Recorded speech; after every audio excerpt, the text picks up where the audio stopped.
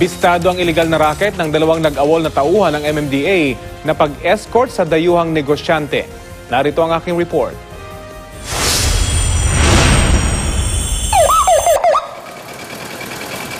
Sa tunog at itsura, aakalain mong opisyal itong motorsiklo ng mga otoridad. Bukod sa sirena, kumpleto ito sa blinkers.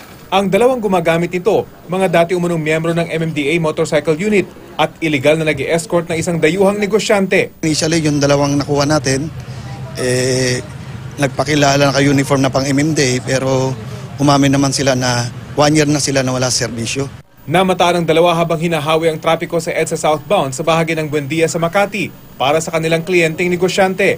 Ang kanilang pangbabang uniforme, pantalon ng MMDA habang ang jacket na suot, may logo ng kanilang Master Rider Motorcycle Training sa Highway Patrol Group. Pwede natin silang makakasuhan siguro dito ng usurpation bukod doon sa mga sasakyan nila na private naman, puno ng mga blinkers at may wangwang pa. Sa batas, tangi mga opisyal ng sasakyan lang ng pulis, AFP, NBI, LTO, Bureau of Fire Protection at mga ambulansya ang pwedeng gumamit ng mga sirena at blinkers.